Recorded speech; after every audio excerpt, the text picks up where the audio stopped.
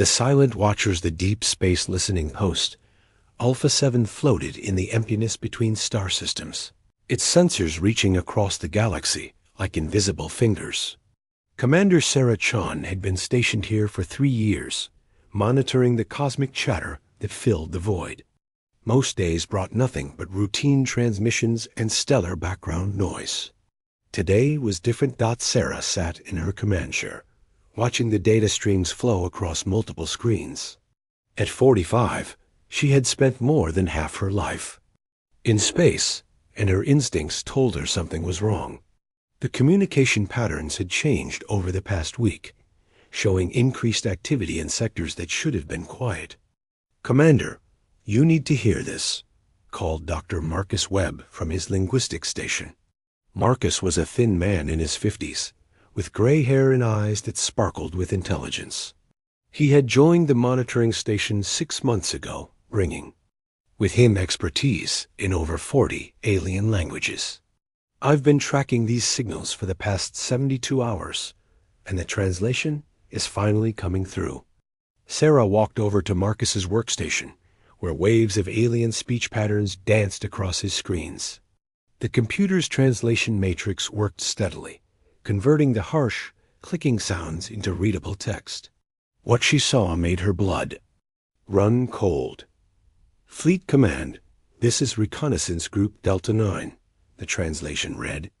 "Survey of human settlements in Sector 445 complete. As expected, primitive defensive capabilities detected. Recommend standard cleansing protocols. Population estimated at 2.3 million primitives across 12 settlements." Lieutenant Emma Torres, the station's tactical analyst, looked up from her console with wide eyes.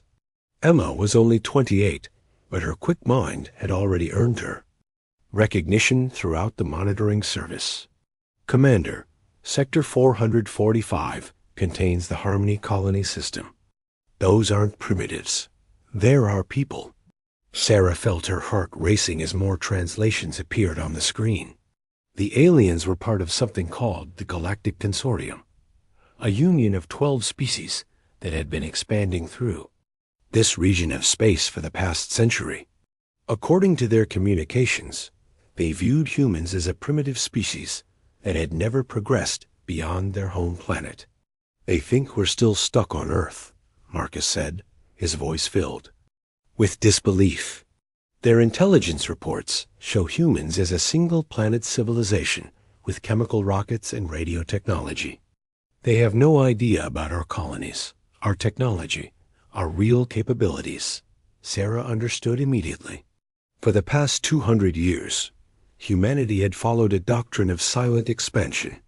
After early conflicts with hostile alien species, Earth's government had decided that survival meant remaining invisible. Human colonies used advanced stealth technology. Their communications were encrypted to look like natural phenomena, and their ships operated in complete silence. To the galaxy at large, humanity appeared to be exactly what it had been centuries ago, a young species taking its first steps into space. "Emma, bring up the colony database," Sarah ordered. "I want to know how many human settlements are in the areas these aliens are discussing." Emma's fingers flew across her keyboard, and soon a 3-dimensional map appeared on the main screen. Hundreds of points of light showed human colonies throughout the region, each one representing millions of lives. The aliens were planning to eliminate 47 star systems, home to over 3 billion people. "They're calling it the Great Cleansing," Marcus said, continuing to translate the alien transmissions. "They want to clear out what they see as inferior life forms to make room for their own expansion. The fleet mobilization is already underway." Sarah immediately activated the emergency communication system, establishing a direct link to Earth Defense Command. The face of Admiral Victoria Cross appeared on the screen, her silver hair and stern expression showing the weight of her 60 years of military service. "Admiral, we have a situation," Sarah began, quickly briefing her superior on the intercepted alien communications. Admiral Cross listened without interruption, her face growing darker with each detail. When Sarah finished, there was a long moment of silence. "How long do we have?" the Admiral asked. "Based on their fleet movements, maybe 6 weeks before they reach the outer colonies." Emma reported. Admiral Cross nodded slowly. "Commander Chun, I want continuous monitoring of all consortium communications. Dr. Webb, prepare detailed analysis of their technology and tactics. Lieutenant Torres, begin tracking their fleet positions and predict their attack routes." "Yes, ma'am," all three responded simultaneously. "There's something else you need to know," Admiral Cross continued. "This conversation is classified at the highest levels. The consortium is about to learn something that no alien species has discovered. In 2 centuries, humanity was never as weak as we appeared." After the communication ended, Sarah returned to her command chair, her mind racing. She had always known that humanity's colonies were more advanced than they appeared, but she was beginning to realize that the deception ran much deeper than she had imagined. "Marcus, what can you tell me about consortium military doctrine?" she asked. The linguist pulled up files on his screen. "They're extremely aggressive, but also overconfident. They've conquered dozens of species over the past century, always using the same tactics.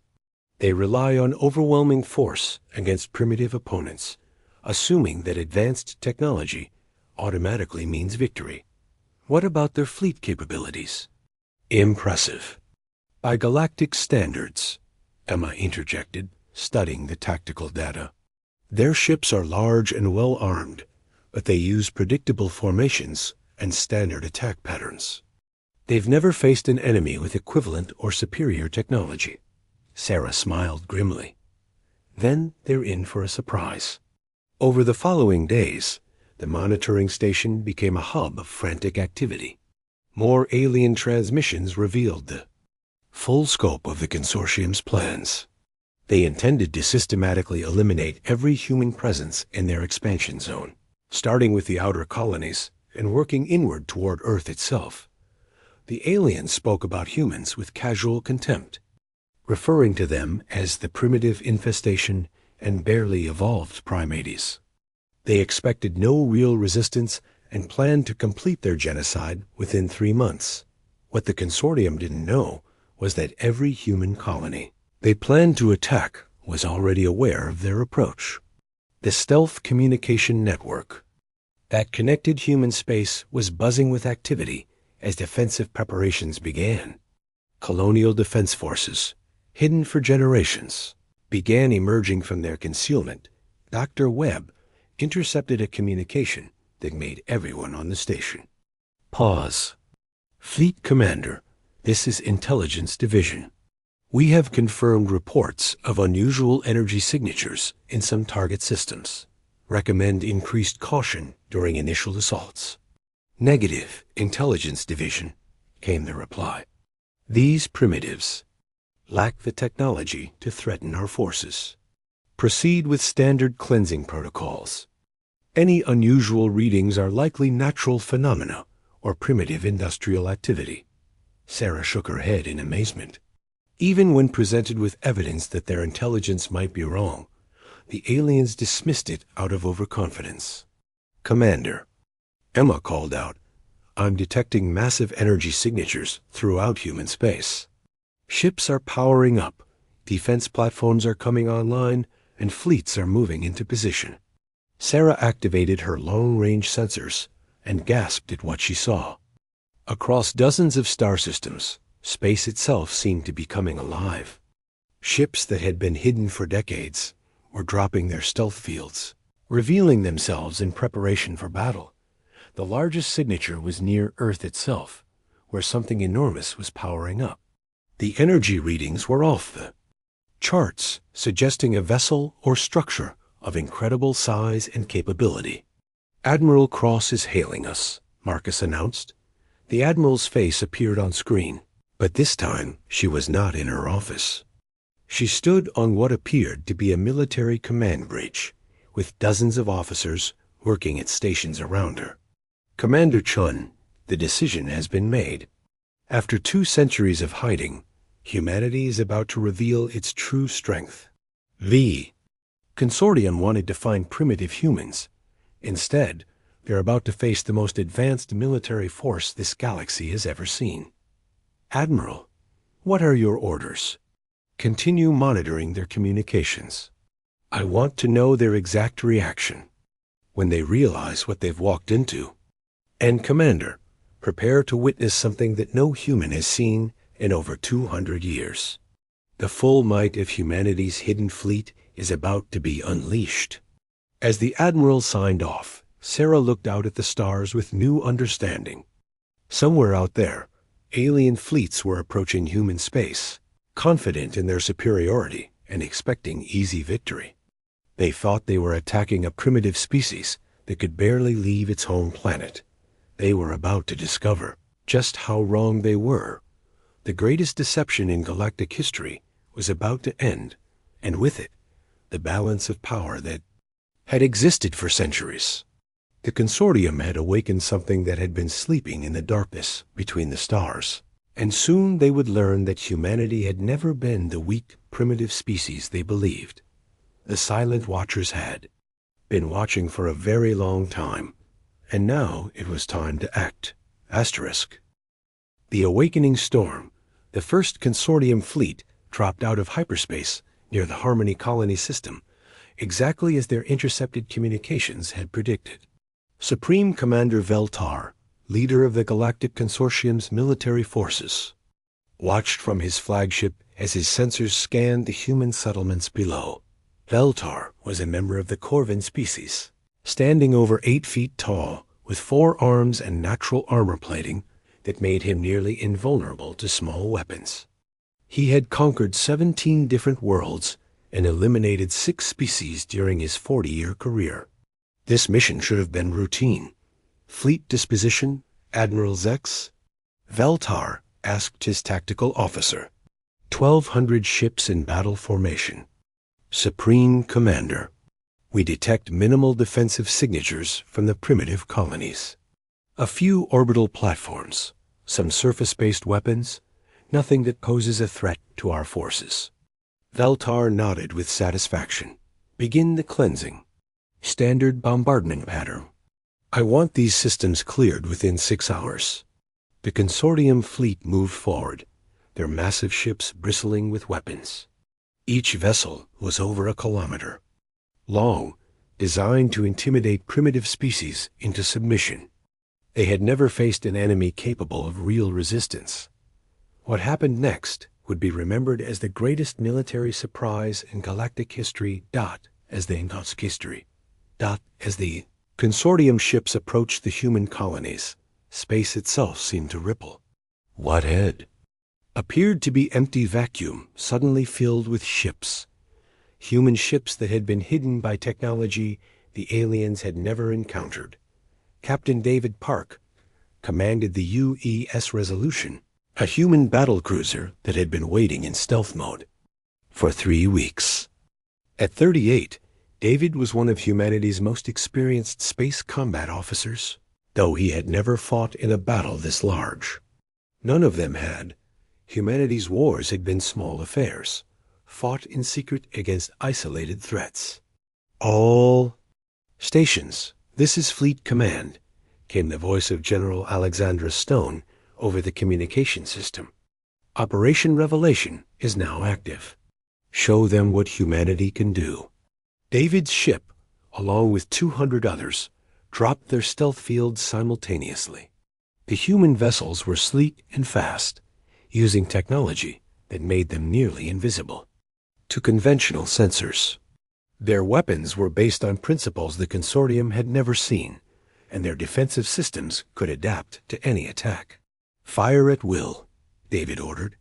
The space battle that followed was unlike anything in recorded galactic history. The Consortium ships, designed to overwhelm primitive opponents, found themselves facing an enemy that matched their technology and exceeded their tactics.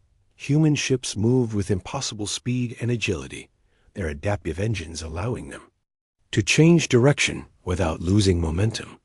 They fired weapons that seemed to ignore shields and armor, striking directly at critical systems. Their formations flowed like water, impossible to predict or counter. Supreme Commander Veltar stared at his tactical display in growing horror. Half his fleet was already disabled or destroyed, and the human ships showed no signs of slowing down. How is this possible? He demanded. Intelligence reported these primitives had no space-worthy vessels. Sir, we're receiving a transmission. From the human forces, his communications officer reported. Put it through. The main screen showed a human woman in a military uniform that Veltar didn't recognize. General Stone appeared calm and professional, not at all like someone in the middle of a desperate battle. Supreme Commander Veltar of the Galactic Consortium, she began. I am General Alexandra, Stone of the Earth Defense Force. You have attacked human colonies without provocation and murdered innocent civilians. You made one critical error in your planning. You assumed we were helpless. Veltar found his voice. Impossible. Our intelligence shows humans are a primitive species confined to a single world. You cannot possess this level of technology. General. Stone smiled, and the expression was not pleasant. Your intelligence is 200 years out of date. While you were congratulating yourselves on your superiority, humanity was expanding, learning, and preparing. We've been watching you, Supreme. Commander, we know everything about your species, your technology, your tactics. You know nothing about us. The battle continued around them as she spoke, but it was clear that the consortium forces were being systematically destroyed. Human fighters moved through the alien formation like sharks through a school of fish, picking off targets with precision. Strikes. This is just the beginning. General Stone continued. You wanted to eliminate humanity from the galaxy. Instead, you've announced to the universe that we exist, and we're not going anywhere. Surrender now, and some of your people might survive to see their home worlds again. Veltar cut the transmission and turned to his tactical officer. Signal. The retreat. All ships withdraw to hyperspace immediately. Sir, we can't. The humans have deployed some kind of interdiction field. Our hyperspace drives are offline. For the first time in his long military career, Supreme Commander Veltar felt true fear. His fleet was trapped, outgunned, and facing an enemy that had turned every assumption about warfare upside down. Across the galaxy, similar scenes were playing out as human fleets revealed themselves in system after system. The consortium had sent forces to attack 47 human colonies, and every single attack group found themselves facing overwhelming opposition. The aliens had expected to find frightened colonists with primitive weapons. Instead, they discovered that every human world was defended by advanced military forces that had been hiding in plain sight for generations. On Earth, Admiral Victoria Cross stood in the command center of the Global Defense Network, watching reports flow in from across human space. Every engagement was going in humanity's favor, but she knew the real test was yet to come. Admiral, we're receiving reports of massive consortium reinforcements moving toward the battle zone, reported her chief of staff. Intelligence estimates over 5,000 ships. Admiral Cross smiled. Then it's time to show them our real strength. Activate the home fleet. Throughout the solar system, structures that had been disguised as asteroids and space stations began to transform. What had appeared to be civilian installations revealed themselves as massive military shipyards and bases. The asteroid belt itself seemed to come alive as thousands of ships emerged from hidden docks, dot at the center of it all. The largest artificial structure ever built by humanity began to move. The U.E.'s Terra Shield was a fortress ship 20 kilometers long, built in secret over the past century. It alone carried enough firepower to destroy entire fleets. Ambassador Elena Rodriguez, humanity's chief diplomat, sent a message that was broadcast across the galaxy on on all frequencies. To all species of the Galactic Consortium and their allies. She began. Humanity has remained silent for 2 centuries while building a civilization that spans thousands of worlds. We sought peace, but you have brought us war. We offered no threat, but you chose genocide. The transmission showed images of human colonies under attack, of civilian casualties, of the unprovoked aggression that had started the conflict. Believed us to be primitive and helpless. This was your mistake. Humanity has spent 200 years preparing for this day, developing technology and strategies you cannot comprehend. Your fleets are already defeated, your plans in ruins. The message concluded with a display of human military might that shocked the galaxy. Ship formations that stretched across star systems, weapons that could crack planets, defensive systems that made human worlds nearly invulnerable. This is our declaration to the galaxy, Ambassador Rodriguez continued. Humanity is no longer hiding. We claim our place among the stars, and we will defend it against any threat. The age of human silence is over. The war that followed lasted only 3 months. The Consortium, despite their vast numbers and centuries of military experience, found themselves completely outmatched. Human technology was more advanced, human tactics were more sophisticated, and human determination was absolute. Supreme Commander Valtar surrendered aboard his flagship, now disabled and drifting in space. As human Marines took him into custody, he asked the question that haunted him. How did you hide this from us for so long? Captain David Park, who had been assigned to accept the surrender, looked at the alien commander with something approaching pity. We didn't hide it, David said. You just never bothered to look. You assumed we were primitive and stopped paying attention. That was your greatest mistake. The end of the Consortium War marked the beginning of a new era in galactic politics. Humanity emerged as a major power, no longer content to remain hidden in the shadows. The species that had once been dismissed as primitive had become the dominant military force in their region of space. The Silent Watchers had finally spoken, and their voice had changed the galaxy forever. Other alien species, witnessing humanity's sudden rise to power, sent diplomatic missions to Earth. Trade agreements were signed, mutual defense pacts were negotiated, and scientific exchanges were established. The galaxy had gained a new major player, one that combined advanced technology with the hard-won wisdom of centuries spent in hiding. Commander Sarah Chun, still stationed at Deep Space Listening Post Alpha 7, watched the new order take shape. The intercepted alien communications she now monitored were very different from before.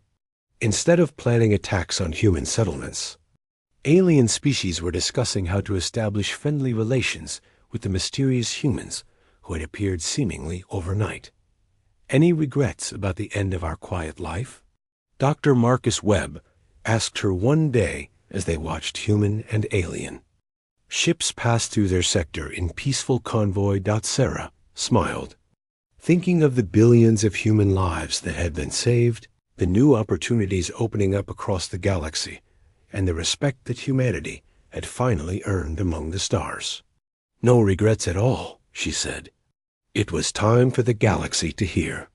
What humanity had to say, the age of silence was over. The age of human voices had begun.